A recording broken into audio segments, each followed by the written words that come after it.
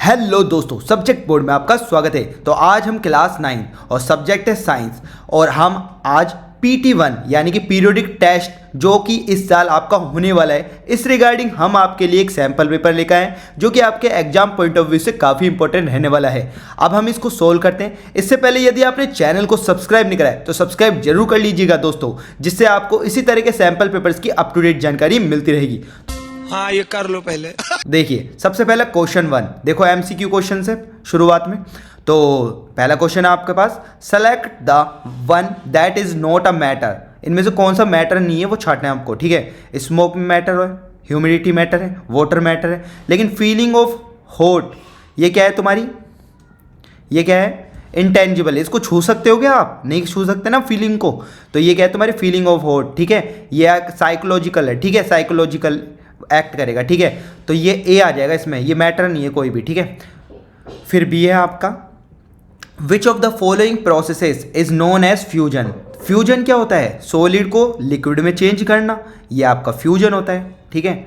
तो इसका क्या आ जाएगा? बी आंसर आ जाएगा। फिर देखते हैं नेक्स्ट क्वेश्चन है आपके पास। नेक्स्ट क्वेश्चन है, देखो ये C is which is the largest cell organelle, ठीक है, इससे पहले हो गए, ठीक है। प्रेजेंट इन प्लांट्स, इनमें से सबसे बड़ा कौन सा प्लांट सेल होता है, ठीक है। तो वो न्यूक्लियस, क्लोरोप्लास्ट, एंडोप्लाज्मिक रेटिकुलम और माइटोकॉन्ड्रिया। तो इसमें से सबसे बड़ा सेल कौन सा होता है? लार्जेस्ट सेल प्लांट सेल के अंदर कौन सा होता है? न्यूक्लियस। क्या होता है? ए, न्यूक्लियस इसका करेक्ट आंसर है। फिर नेक्स्ट है आपके पास, which of the following are examples of prokaryotes. तो प्रोकैरियोटिक होता है और एक यूकैरियोटिक होता है। प्रोकैरियोट्स में आपका एग्जाम्पल में सी आ जाएगा, ये बैक्टीरिया, ठीक है। प्रोकैरियोटिक और यूकैरियोटिक में आगे देख लेंगे, एक क्वेश्चन है इन दोनों में अंतर क्या होता है। वैसे इसका एग्जाम्पल बैक्टीरिया होगा, ठीक है, इन चारों में से। फिर नेक्स्ट क्वेश्चन है, spinning of the body about its axis.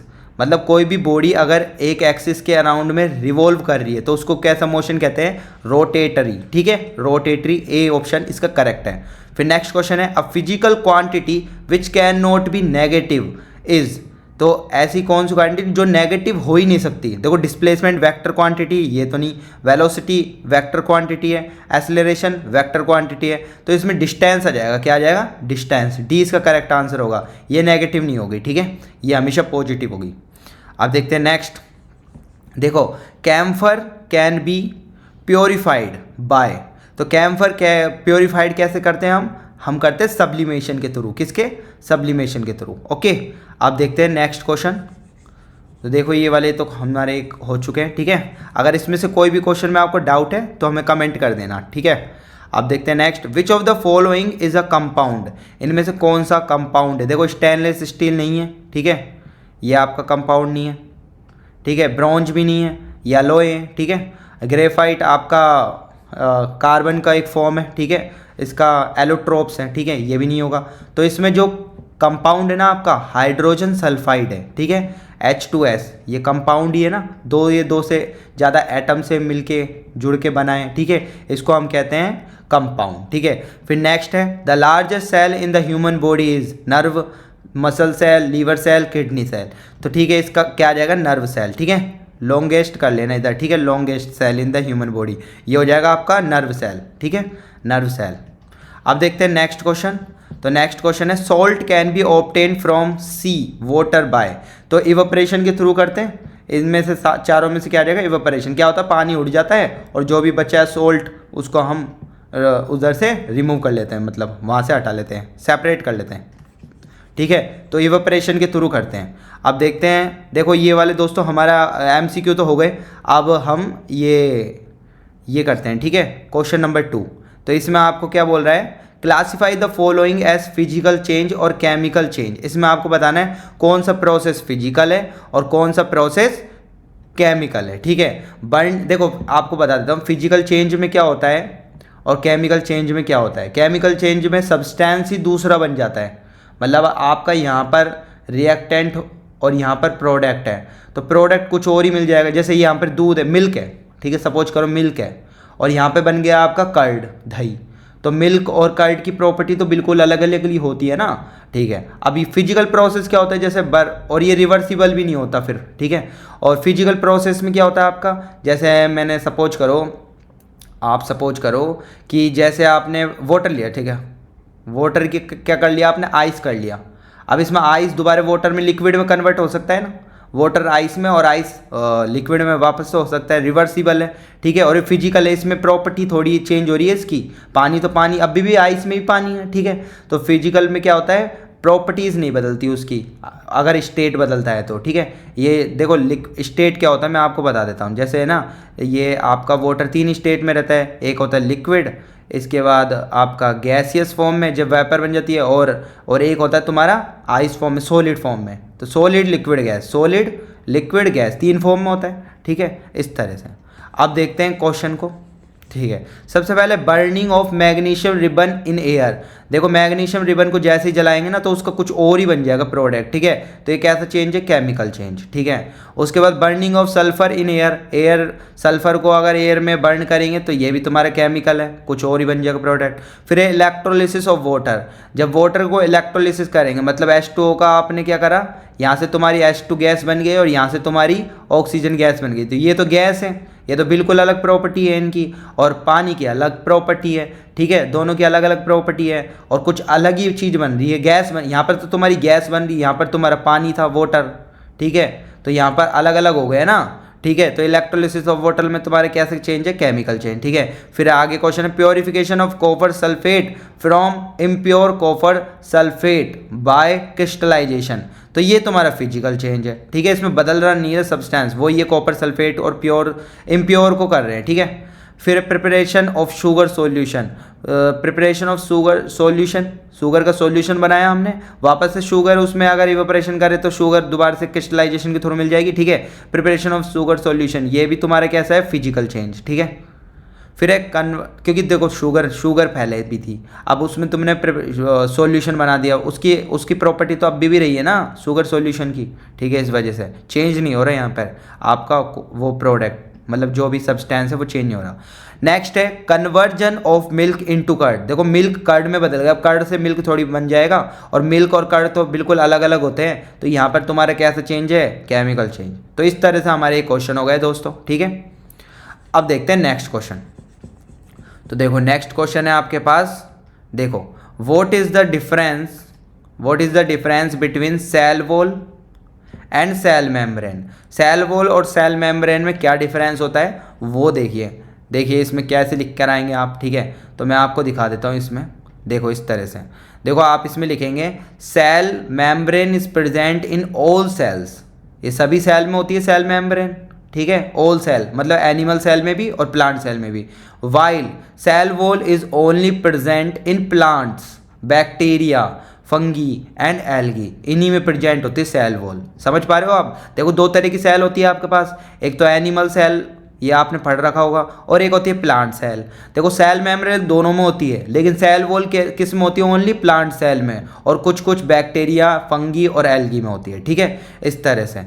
फिर दूसरा पॉइंट देखो, इसमें दूसरा पॉइंट लिख रखा है cell wall is made up of cellulose. Cell wall है ना किसकी बनी होती है, सेलुलोज की बनी होती है, ठीक है। और सेल मेम्ब्रेन किसकी बनी होती है, सेल मेम्ब्रेन बनी होती है लिपिड्स और प्रोटीन्स की, किसकी, लिपिड्स और प्रोटीन्स की, ओके। अब थर्ड देखते हैं, थर्ड वाला पॉइंट है cell wall is non living. Cell wall कैसी होती है, नॉन लिविंग होती है, ठीक है। Whereas cell membrane is living, cell membrane कैसी होती है, लिविंग होती है, ठीक है। ये 3 पॉइंट कवर अप करे हैं मैंने, ठीक है। तीनों पॉइंट आपको पेपर में लिखने पड़ेंगे, ठीक है। देखते हैं नेक्स्ट क्वेश्चन। तो नेक्स्ट क्वेश्चन है आपकी स्क्रीन पर, ये रहा, ठीक है। तो इसमें लिख रखा आपके पास what is the difference between prokaryotic cell and eukaryotic cell. Prokaryotic और यूकैरियोटिक में क्या क्या डिफरेंस है वो हमको बताना है, ठीक है। तो प्रोकैरियोटिक और यूकैरियोटिक में देखो 3 डिफरेंस लिख लेना, what is the difference 3 number के हिसाब से, तो 3 पॉइंट लिख देना, ठीक है। मैं आपको कुछ ज़्यादा दिखा देता हूँ, ठीक है। तो आपको जो अच्छा लगे उसमें से वो लिख देना, ठीक है। मैंने आपको ये दिखा दिया क्वेश्चन का आंसर, ठीक है। अब इसका स्क्रीनशॉट भी ले लेना, आप यहीं से याद कर लेना। देखो प्रोकैरियोटिक सेल और यूकैरियोटिक सेल, इसमें प्रोकैरियोटिक सेल में क्या होता है, ये यूनिसेलुलर ऑर्गेनिज्म में होता है, ठीक है, एक सेल के जो बने होते हैं, और ये मल्टी सेलुलर में होता है, ठीक है। एक अंतर तो हो गया। दूसरा it contains a single chromosome, इसमें सिंगल क्रोमोसोम कंटेन होता है, इसमें कंटेन्स मोर देन 1 क्रोमोसोम, ठीक है। फिर नेक्स्ट है they are membrane bound cell organelle such such as plastids, mitochondria, endoplasmic reticulum, Golgi apparatus etcetera are absent. ये absent होते हैं इसमें, और ये क्या होते हैं इसमें प्रेजेंट होते हैं। ठीक है, ये सारे प्लास्टिक ये ऑर्गेनेल्स होते हैं आपके। ठीक है, सेल के अंदर देखो ये सेल मेम्ब्रेन हो गई, फिर ये न्यूक्लियस हो गया, और इसके बीच में साइटोप्लाज्म होता है ना, इधर एक जेली लाइक लिक्विड भरा होता है। ठीक है, इसके अंदर तुम्हारे क्या ऑर्गेनेल्स होते हैं, क्या होते हैं वही ऑर्गेनेल ये है, माइटोकॉन्ड्रिया, प्लास्टिड, एंडोप्लाज्मिक रेटिकुलम, ये इधर होते हैं। ठीक है, इसमें तो एब्सेंट होते हैं ये, और इसमें प्रेजेंट होता है। 3 पॉइंट यहाँ से कवर अप कर दिया। बाकी एक्स्ट्रा लिखना चाहो तो यहाँ से लिख सकते हो, सेल डिवीजन आकर ओनली बाय माइटोसिस, और सेल डिवीजन आकर only by mitosis and meiosis, दोनों होता है इसमें। इसके एग्जाम्पल क्या हो जाए, बैक्टीरिया हो सकता है, ब्लू ग्रीन है बैक्टीरिया, ऐसे हो सकते हैं। इसके एग्जाम्पल प्लांट सेल और एनिमल सेल। ठीक है, इस तरह से ये एग्जाम्पल और भी लिख सकते हो, अमीबा वगैरह, पेरिमीशियम वगैरह। ठीक है, प्रोकैरियोटिक सेल में। ठीक है, अब देखते हैं नेक्स्ट क्वेश्चन। ठीक है, इसका आप स्क्रीनशॉट खींच लीजिएगा यहाँ से। ठीक है, अब देखते हैं नेक्स्ट। तो नेक्स्ट है आपके पास, देखो नेक्स्ट क्वेश्चन है आपके पास, मैं दिखा देता हूँ आपको। देखो, latent define the following terms. ठीक है, इसमें पहला है लेटेंट हीट ऑफ फ्यूजन, दूसरा है मेल्टिंग पॉइंट, और तीसरा है फ्यूजन। ठीक है, पहला है लेटेंट हीट ऑफ फ्यूजन, दूसरा है मेल्टिंग पॉइंट, और तीसरा है फ्यूजन। तो देखो इसमें आप क्या कैसे लिखेंगे अपने पेपर में। ठीक है, देखो मैं आपको दिखा देता हूँ डायरेक्ट। ठीक है, देखो आपको इसमें क्या लिखना है वो मैं आपको दिखा देता हूँ। ठीक है, सबसे पहले देखो लेटेंट हीट ऑफ फ्यूजन है, तो लेटेंट हीट ऑफ फ्यूजन में आपको ये लिखना है। ठीक है, इसमें लिखेंगे the amount of heat energy released और absorbed when a solid changing to liquid, solid changing to liquid at atmospheric temperature at its melting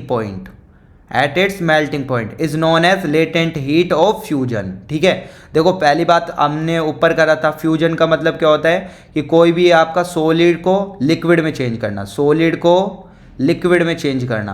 लेकिन सॉलिड को जब लिक्विड में चेंज करेंगे ना, उससे पहले आपका क्या होगा, अमाउंट ऑफ हीट एब्जॉर्व होगी, वहाँ पर क्या होगी, एब्जॉर्व, और एटमॉस्फेरिक प्रेशर पर होगी, और फिर ये क्या करेगी, मेल्ट करेगी, इसको क्या करेगी, मेल्ट करना शुरू करेगी। इसी को हम क्या कहते हैं, लेटेंट हीट ऑफ फ्यूजन। ठीक है, छुपी हुई, लेटेंट का मतलब होता है छुपी हुई एनर्जी जो इसको दे रहे हैं। एक होती तुम्हारी लेटेंट हीट, एक होती तुम्हारी स्पेसिफिक हीट। ठीक है, वो मैं आपको बताऊंगा बाद में। ठीक है, स्पेसिफिक हीट, अभी के लिए इतना जो है मैंने समझाया था वो उतना सफिशिएंट है। फिर नेक्स्ट है मेल्टिंग पॉइंट। क्या होता है मेल्टिंग पॉइंट, क्या होता है melting point is the temperature at which a solid becomes a liquid, solid को लिक्विड में बदल रहे हैं नॉर्मल एटमॉस्फेरिक प्रेशर पर, एट एटमॉस्फेरिक प्रेशर, यही तुम्हारा मेल्टिंग पॉइंट होता है। ठीक है, फिर उसके बाद देखो आपका यहाँ पर फ्यूजन तो आपको पता ही है, the process by which a substance changes from solid state to liquid state is called fusion. ये मैंने आपको पहले ही बताया था। This change occur on heating a solid को जब हम गर्म करते हैं, हीट करते हैं, तो वो सॉलिड किस में बदल जाता है, लिक्विड स्टेट में, इसी को हम फ्यूजन कहते हैं। ठीक है, ये तो आपको आ गया होगा। तो ये तीनों हमने पॉइंट कवर अप कर दिया आपके। तो इस तरह से आपको अपने एग्जाम में लिख कर आना है। ठीक है, इसका स्क्रीनशॉट ले सकते हो आप। ठीक है, अब देखते हैं नेक्स्ट। तो नेक्स्ट क्वेश्चन है आपके पास, differentiate between an element and a compound. Element और कंपाउंड में क्या डिफरेंस है वो हमको बताना है, कोई दो लिखने हैं इनमें। ठीक है, और right one example of each, इनके एक एक एग्जाम्पल और लिख दो आप। तो देखो इसको कैसे लिख कर आएंगे आप अपने एग्जाम में, देखिए आप इसमें लिखेंगे अपने एग्जाम में एलिमेंट और कंपाउंड। ठीक है, मैंने आपको इतने सारे पॉइंट अब कवर अप कर दिए, जो अच्छा लगे वो लिख देना इसमें से। ठीक है, मैं सारे पॉइंट बता देता हूँ, 2 पॉइंट लिख देना इसमें से। ठीक है, देखो सबसे पहला पॉइंट है एलिमेंट्स आर, देखो आपने देखे होंगे ना, कार्बन, ऑक्सीजन, फ्लोरीन, क्लोरीन, ये सारे एक एक सिंगल है ना, यही एलिमेंट होते हैं। ठीक है, अब कंपाउंड की बात करें जैसे HCl हो गया, 2 एटम से मिलके बने हो गए। ठीक है, या फिर H2SO4 हो गए, 2 से ज़्यादा एटम इनमें, 2 से ज़्यादा एलिमेंट है, यही तुम्हारा कंपाउंड है। ठीक है, और ये तुम्हारा क्या है, एलिमेंट है। ठीक है, क्लोरीन। ठीक है, इस तरह से अब इनके बारे में पढ़ रहे हैं, आपने समझ लिया होगा आई थिंक। ठीक है, तो element are such types of substance that can not be broken down chemically. अब जैसे क्लोरीन व्लोरीन हो गया, अब इनको और ज़्यादा फर्दर हम सब कैन नॉट ब्रोकन कर सकते हैं, ठीक है। तो ये एलिमेंट होता है तुम्हारे। Compounds are chemically species formed by 2 और more atoms together by a chemical mean, ठीक है। इनको अलग कर सकते हैं, जैसे H2O देखा ना तुमने, अभी इलेक्ट्रोलिसिस करा था, H2 अलग हो गया था, ऑक्सीजन अलग हो गया था। तो इसको कंपाउंड को अलग कर सकते हैं, लेकिन एलिमेंट को क्या ना कर सकते हम, such type can not be broken down, ठीक है। आगे देखते हैं next. Each element contains a unique atomic number, जैसे कार्बन का एटॉमिक नंबर कितना होता है 6, ठीक है। ऑक्सीजन का एटॉमिक नंबर कितना होता है 8, इस तरह से। Compounds are hetero atom molecules, ये कैसे होता है, कंपाउंड्स क्या होता है, हीट्रो एटम मोलिक्यूल्स होते हैं, ठीक है। इसमें तो एटॉमिक नंबर होता है और इसमें ये क्या होता है, हीट्रो एटम मोलिक्यूल्स, ठीक है। नेक्स्ट है ओनली 118, ठीक है, 118 chemical elements are known in the universe, इतने एलिमेंट्स आपको नोन है, ठीक है। कंपाउंड्स आर कंपोज्ड ऑफ 2 और मोर एटम ऑफ सिमिलर और डिसिमिलर एलिमेंट, ठीक है। ये इससे मिलकर बना होता है, सिमिलर और डिसिमिलर एलिमेंट को जुड़कर, ठीक है। फिर नेक्स्ट है, अब तो आपको दो इनमें से तीनों में से 2 लिख देना कोई, ठीक है। अगर आगे करना चाहो तो आगे भी कर सकते हो। ये देख लो पॉइंट, इन पॉइंट्स में से जो समझ में नहीं आया ना आपको, हमें कमेंट में टाइप कर देना, मैं इसको अलग से सॉल्यूशन बना दूंगा, ठीक है। अभी आप इसका स्क्रीनशॉट ले लीजिएगा, ठीक है। और एग्जाम्पल की बात है तो एग्जाम्पल यहाँ से लिख देना, ऑक्सीजन, जिंक, नाइट्रोजन, कुछ भी लिख देना। और यहाँ पे लिख देना sodium chloride, calcium chloride, calcium carbonate, कुछ भी लिख देना, ठीक है। जैसे सोडियम क्लोराइड है, इसका सिंबल क्या होता है, NaCl, ठीक है। इस तरह से कैल्शियम क्लोराइड का, ठीक है, ये कर देना कैल्शियम CaCl2, ठीक है। इस तरह से सारे कर देना आप, ठीक है। इसका स्क्रीनशॉट ले लेना आप, ठीक है। तो ये हमारा हो गया। अब देखते हैं नेक्स्ट। तो नेक्स्ट क्वेश्चन है आपके पास, what is matter, write two properties of solid, liquid and gases. सबसे पहले आपको पता ना मैटर होता क्या है, और इनकी दो प्रॉपर्टी लिखनी है, सॉलिड, लिक्विड और गैस की। तो देखिए इसको कैसे करेंगे आप अपने एग्जाम में। देखो सबसे पहले आपको क्या बताया, देखो मैटर क्या होता है, anything that has mass and occupies space, ठीक है। एनीथिंग दैट हैज़ मास, जिसका मास हो और वो जगह को घेरे, space, occupies space is called matter, okay. A matter is made up of tiny particle called atoms, छोटे छोटे एटम से मिलकर बना होता है मैटर, ठीक है। There are 3 states of matter, solid, liquid, gas, 3 state में होती है। फॉर एग्जाम्पल जैसे टेबल लिख लिया, टेबल सॉलिड, चेयर भी सॉलिड, एयर तुम्हारी कैसे गैसेस फॉर्म में, वाटर लिक्विड फॉर्म में, हनी तुम्हारा, ठीक है, वो मिक्स फॉर्म में, ठीक है। तो ये होता है लिक्विड फॉर्म में, ठीक है, सेमी लिक्विड फॉर्म में। अब देखो इसका जैसे इनमें डिफरेंस बताना है आपको, सॉलिड, लिक्विड और गैस। तो इसमें मैंने आपको 4 अंतर बता दिए, तो आपको कोई भी 2 लिख देना है। जैसे शेप की बात करें तो सॉलिड का शेप क्या होता है, डेफिनेट और डिफाइनाइट होता है ना, एकदम फिक्स होता है ना उसका, ठीक है। लिक्विड का कैसे होता है, इनडेफिनेट होता है, ठीक है, मतलब फिक्स नहीं होता। जैसे आपने गिलास में डाला लिक्विड को तो गिलास की शेप ले लेगा, जैसे आपने किसी ऐसे बर्तन में डाला तो वो इस बर्तन की शेप ले लेगा। तो डेफिनेट नहीं, इनडेफिनेट है, ठीक है। फिर गैस का क्या होगा, गैस भी तुम्हारा कोई भी अगर कमरे में डाला गैस को तो कमरे की शेप ले लेगा, सिलेंडर में डाला तो सिलेंडर की शेप ले लेगा, तो वो भी इनडेफिनेट है, ठीक है। तो ये डेफिनेट इनडेफिनेट, तो शेप हो गया पहले। फिर वॉल्यूम की बात करें तो सॉलिड का वॉल्यूम क्या होता है, एकदम डेफिनेट होता है, सॉलिड है ना। लिक्विड का भी डेफिनेट होता है, गैस का इनडेफिनेट होता है, ठीक है। गैस का इनडेफिनेट क्यों होता है, जैसे कमरे में तुमने डाला गैस, अब एक कमरे का शेप ले लेगी, कमरे का वॉल्यूम के बराबर।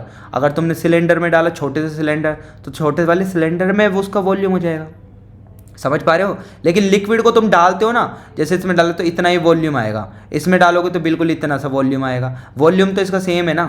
लेकिन गैस क्या होती है, गैस पूरा कवर अप कर लेती है, और इसमें अगर डालोगे तो इसी में रहेगी, ठीक है। तो वो वॉल्यूम क्या होता रहता है उसका, कम ज़्यादा हो जाएगा, इनडेफिनेट है, ठीक है। फिर नेक्स्ट देखते हैं रिलेटिव इंटरमोलिकुलर इंटरेक्शन स्ट्रेंथ, ठीक है। मतलब इसके आपस में जो मॉलिक्यूल जुड़े होते हैं ना ऐसे सॉलिड के, वो तो बिल्कुल फिक्स होते हैं ऐसे, ठीक है। लिक्विड में थोड़े दूर दूर होते हैं, और गैस में क्या होता है, बिल्कुल दूर दूर ऐसे, ठीक है। तो इसमें क्या होता है, लेकिन इसमें देखो एटम के बीच में स्ट्रॉन्ग इंटरेक्शन होगा, जब भी तो फिक्स है इधर इतना सॉलिड में। लिक्विड में थोड़ा मॉडरेट होता है, तभी दूर दूर होते हैं आपस में एटम, और इसमें एटम्स क्या होते हैं, बहुत दूर दूर होते हैं। तो इनके बीच में जो इंटरेक्शन होगा ना, इनमें जो आकर्षण होगा, इनमें जो मतलब इनकी आपस में जो बॉन्डिंग है वो थोड़ी कम होगी, वीक होगी, ठीक है। फिर नेक्स्ट है रिलेटिव पार्टिकल पोजिशन, इसमें बताओगे in content fixed in place, इसमें बताओगे in contact but not fix, और इसमें बताओगे not in contact random position, ठीक है। इस तरह से आप बता सकते हो। कोई भी 2 पॉइंट लिख देना आप इसमें से, ठीक है, कोई भी 2 पॉइंट लिख देना। मैटर की डेफिनेशन ऊपर है ही, आप यहाँ से अब इसका स्क्रीनशॉट ले लेना, आप यहाँ से आप अपने एग्जाम में लिख कर आ सकते हो।